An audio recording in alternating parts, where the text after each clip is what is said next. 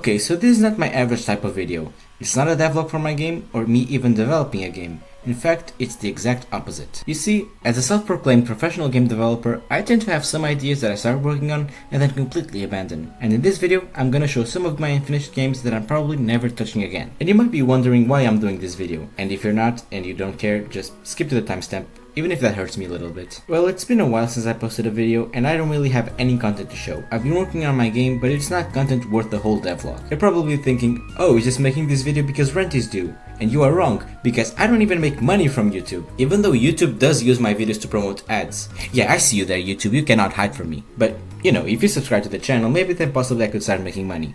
So, do that. Now, let's start with my so-called game graveyard. Neor's Game Yard.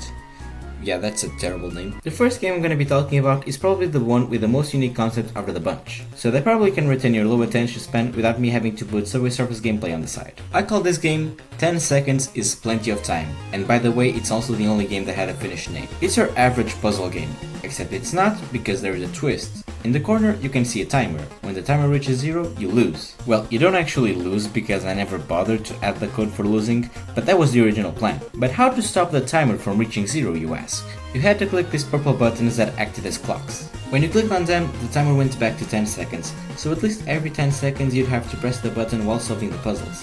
Now, was this a good concept? I don't know. I thought it'd be interesting, and in all honesty, I still do, but the reason I abandoned this project is because I suck at solving puzzles, let alone make them. Just for reference, the game has one puzzle, which is not very interesting and probably impossible to do it if you're colorblind. It could also become pretty annoying later on to just have to press the button all the time, unless I came up with more interesting mechanics to add onto the timer mechanic, which I probably would not. So with this game I learned that even if you have a really cool concept for the base mechanic of a game, it's better to plan out the rest of the game before starting development, or else you'll likely hit a rock, get unmotivated, and kill off the project. With all that being said, let's move on to the second dead game. I would like to say that I had learned from my mistakes from the first game, but no, I kinda did the same thing for this one. And this time the concept isn't even as interesting. As the great visionary I am, I like fun, and that's all the basis I had for the game was. A game that was fun. So I decided to make a game with a bunch of crazy and wild weapons to kill enemies with. I guess you could call them wacky weapons. Oh, by the way, that's the name of the game. Just like 10 Seconds is Plenty of Time, I had no other idea for the game other than killing enemies with cool weapons. I started by developing a boomerang, which was pretty fun to mess around with, and then I started learning AI navigation for basing enemies, and for a few weeks, all I did in the game was mess with the enemy's AI. What I should have been doing was focusing on the game's basis, which was the weapons. But I didn't, and so I got bored. Part of me thinks I should have turned it into a roguelike with procedurally generated levels and such, but since I don't know how to do that, I'll just give up halfway or not even try at all. And guess what? That last one happened. Yeah, it's safe to say you shouldn't give up when a small obstacle appears. Other than that, there's nothing to the game. It has one other weapon that shoots a bouncy ball, but it's not even modeled. Well, who knows what other weapons this game could have had. Maybe a fish sword, or a banana gun, or an axe that spits fire. Oh well, guess we'll never know. On to game 3. In this third game, you start on a very ugly and empty house. So if you don't think the house looks very good, don't worry, that's absolutely intentional. For the most part. The concept of the game is that you can leave the house, meet up with people in the neighborhood and do jobs for them to earn money and make your house an actual house. The only implemented features I had for the game, however, were the quests that people gave you, and even that was bad. There were 2 quests and you couldn't do them at the same time. So if you started one of the quests, you couldn't even do the other one until you finished the first one. Obviously that was an issue, and obviously I had to fix it. And so what did I do?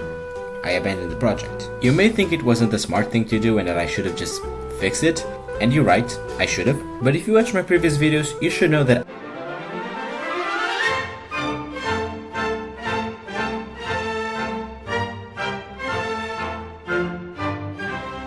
and this kind of decision is not surprising. So yeah, there's nothing else to say about the game, but again it shows how bad of an idea it is to give up on a project when encountering an obstacle or getting bored. And now it's time to talk about a game that actually has some decent content and that is playable for like 10 minutes. Which is more than all of the others combined, even though the gameplay is pretty repetitive. There's a big orange in the middle, and you have a cannon.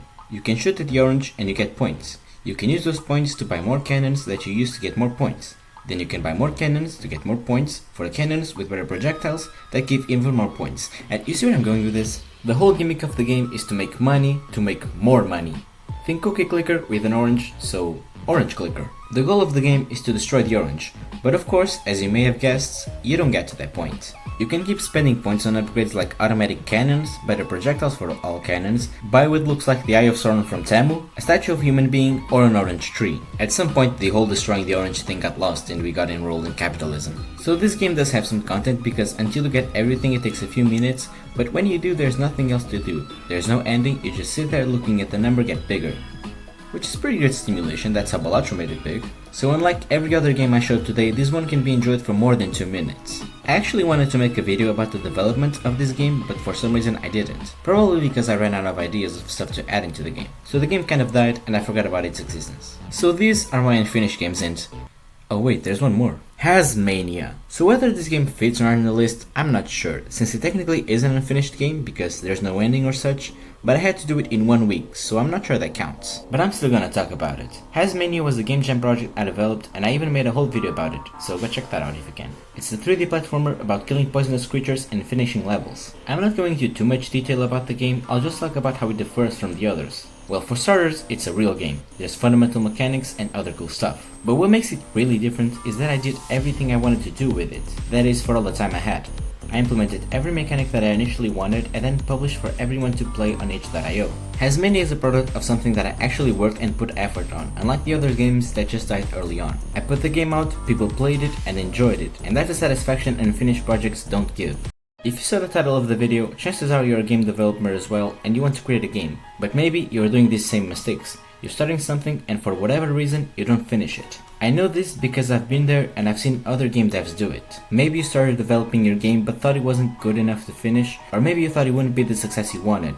But let me tell you something. It won't be the success you want if you don't finish it. If you want your games to succeed, you will have to work on them and not leave them as dead projects. And this goes for any creative process. If you start making a game, give up halfway because you started a new one or something, and keep this going, you're not going anywhere. You may learn a bunch of stuff, but you're not going to put it to good use. So do yourself a favor, and if you start developing a game based on a concept you had, even if it is so small, finish it and show it to other people. You will feel so much more satisfaction than if you just give up. So go out there and make a game.